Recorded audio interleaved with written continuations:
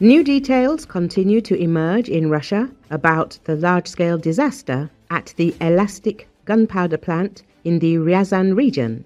The explosion occurred on August the 15th, but the consequences are still the subject of secrecy and manipulation.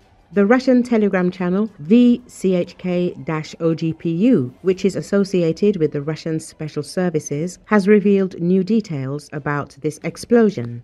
According to him, the shock wave destroyed not only the production buildings but also the underground warehouses of the enterprise. At a depth of several floors, there were storage facilities with ammunition, equipment, and even workers. All of this was blown up. The channel's sources claim that people are still under the rubble and that employees and rescuers from neighboring regions, including Moscow, were brought in to clear the debris. They were strictly ordered not to disclose information despite the mortal danger at the site. One of the eyewitnesses said that a mixture of debris and the remains of plant workers lay under the rescuers' feet. According to official data from the Ministry of Emergency Situations, as of today, 26 people were killed in the explosion and another 154 were injured. However, the interlocutors of the VCHK-OGPU assure that the real losses are much higher.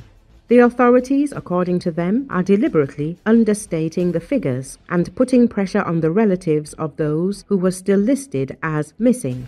Particularly dramatic were the stories of workers who, after the explosion, ran into the forest in panic, escaping from the fire and collapses. Some of them were discovered only on the second day. The scale of destruction is colossal.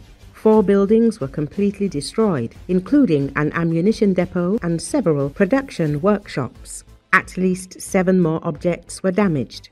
The explosion destroyed about 300 tons of gunpowder intended for artillery shells, as well as about 600 ready-made 152mm ammunition.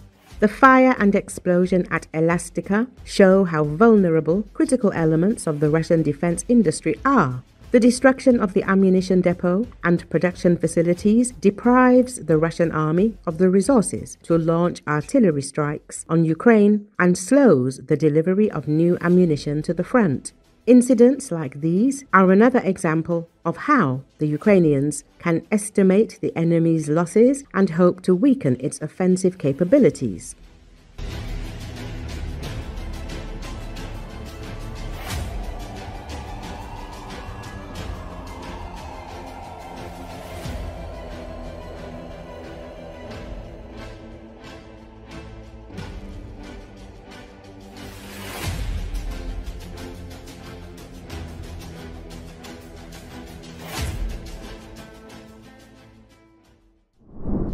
The FBI is searching the Maryland home and Washington office of John Bolton, who served in President Donald Trump's first administration as National Security Advisor but later became critical of the president, as part of an investigation into the handling of classified information, a person familiar with the matter said Friday. Bolton was not detained and has not been charged with any crimes, said the person, who was not authorized to discuss the investigation by name and spoke to the Associated Press on the condition of anonymity. After the search at Bolton's home started, he was spotted Friday morning standing in the lobby of the Washington building where he keeps an office and talking to 2 people with FBI visible on their vests. He left a few minutes later and appeared to have gone upstairs in the building. Messages left with a spokesperson for Bolton and the White House were not immediately returned. A lawyer who has represented Bolton had no immediate comment. The Justice Department also had no comment, but leaders appeared to cryptically refer to the search of Bolton's home in a series of social media posts Friday morning.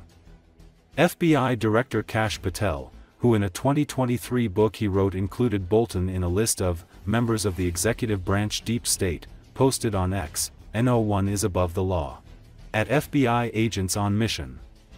Attorney General Pam Bondi shared his post, adding, "America's safety isn't negotiable. Justice will be pursued. Always." The searches of Bolton's home and office comes as the Trump administration has taken steps to examine the activities of other perceived adversaries of the Republican president, including by authorizing a grand jury investigation into the origins of the Trump-Russia probe.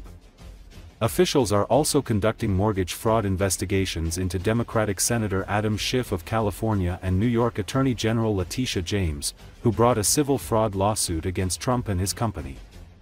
Schiff and James have vigorously denied any wrongdoing through their lawyers. In an ABC interview earlier this month, Bolton was asked about whether he was worried about the Trump administration taking action against him. Bolton said Trump had already come after him by taking away his security detail, and he added, "I think it is a retribution presidency." Bolton served as Trump's third national security advisor for 17 months and clashed with him over Iran, Afghanistan, and North Korea. He faced scrutiny during the first Trump administration over a book he wrote about his time in government that officials argued disclosed classified information, but the Justice Department in 2021 abandoned its lawsuit and dropped a separate grand jury investigation. Bolton's lawyers have said he moved forward with the book after a White House National Security Council official, with whom Bolton had worked for months, said the manuscript no longer contained classified information. He was in this lobby. I think this is the only way in and out. Okay, that's good. Unless he parks down there and he goes up through that.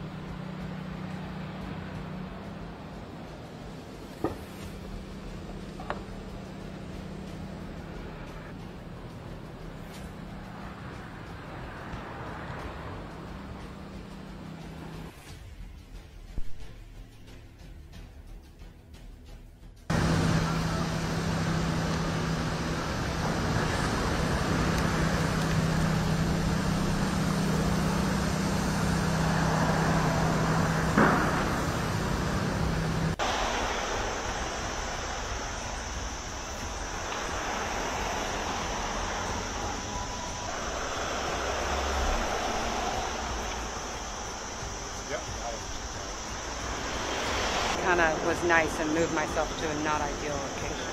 Keeping you with me like that. No, I'm not mad at you. Because then I was,